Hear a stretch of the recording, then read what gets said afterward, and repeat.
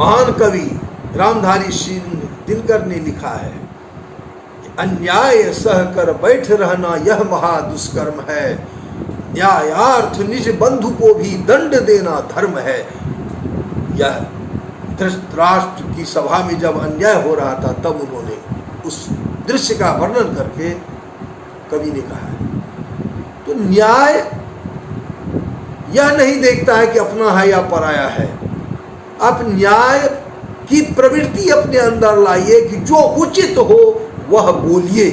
पंच परमेश्वर में प्रेमचंद ने दर्शाया है कि जब अलगू और जुम्मन शेख के बीच मतभेद हुआ तो जब पंच की कुर्सी पर जुम्मन शेख बैठे तो प्रतिशोध की भावना भूल करके उन्होंने न्याय किया और जिनके प्रति दुर्भावना थी, अपने मित्र अलगू चौधरी के प्रति जो दुर्भावना आई थी और उन्हें अपना दुश्मन मान बैठे थे, तो न्याय का समर्थन करते हुए उन्होंने उनके फेवर में, उनके पक्ष में न्याय सुनाया था, इंसाफ किया था। तो न्यायप्रियता ये चीज होती है, सहयोग की भावना मानव में होनी चाहिए। कभी कभी ऐसा होता है कि कहीं पर एक्सीडेंट हुआ है, मानवता पीड़ित हो रही है और कुछ लोग ऐसे होते हैं जो उनका पॉकेट मारते रहते हैं, उनका सहयोग नहीं करके उनके पॉकेट से कुछ निकालने की तलाश में रहते हैं। यह दानवी गुण है, यह मानव का गुण नहीं हो सकता है।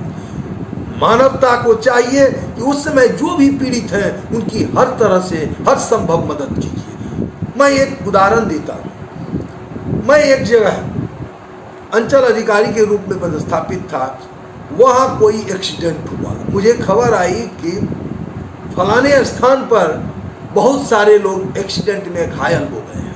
मैं जब वहाँ गया तो लोगों ने बताया कि यह आपका क्षेत्राधिकार नहीं है, यह दूसरे एरिया में पड़ता है। मैंने कहा कि मानवता यह नहीं देखती है कि हम किस क्षेत्र में मानवता करने जा रहे हैं। तो एक आदमी को मैंने देखा कि वो गिरा हुआ था और उठ नहीं पा रहा था।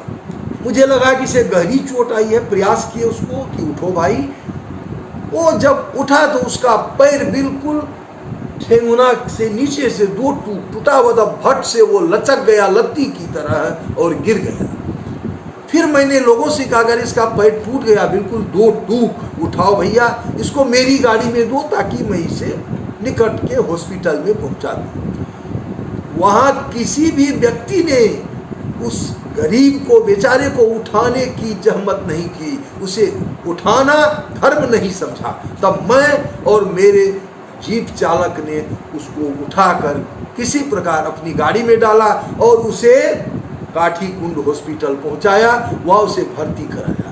तो ये मानवीय गुण। लेकिन मैंने ये बात कहीं नहीं कही थी, सिर्फ ये इसलिए अभी कह रहा हूँ ताकि इससे लोगों को थोड़ी सी प्रेरणा मिले कि मानवता क्या होती है, मानव धर्म क्या होता है और मानव की सेवा क्या होती है। तो इन भावनाओं को अपने अंदर एक मानव रखे, चाहे वो छात्र हो या किसी भी व्यवसाय में हम हों, किसी का अनावश्यक टॉर्चर नहीं करें, किसी का शोषण नहीं करें। आप यदि किसी का उपकार नहीं कर सकते हैं तो कम से कम उसकी हानि नहीं करें। यह भाव मानव अपने अंदर रखे और यही भाव हम अपेक्षा करेंगे कि आप लोग भी अपने अंदर यह भाव जागृत करिए कि मैं सही मानव बनूं, महामानव बनूं, उपकार की भावना अपने अंदर लाऊं। व्यास जी ने कहा है कि अष्टादश पुराणेषु व्यासस्य वचनद्वयम् परोपकाराय पुण्याय पापाय परपीड़नम। लोग पाप और पुण्य की बड़ी बड़ी बातें करते हैं, लेकिन 18 जो पुराण है व्यास जी के, उसका निचोड़ यही है कि परोपकार यदि करो तो यही पुण्य है, और यदि किसी को दुख पहुंचाते हो, पीड़ा पहुंचाते हो, तो यही पाप है। बस इस परिभाषा को अपने अंतर्मन में धारण कीजिए, अपना भी उपकार कीजिए, लोगों का उपकार कीजिए और बिना कृतज्ञता व्यक्त करते हुए, बिना उपकार की भावना लाए हुए मानव धर्म निभाइए, मानव बनकर। जी धन्यवाद।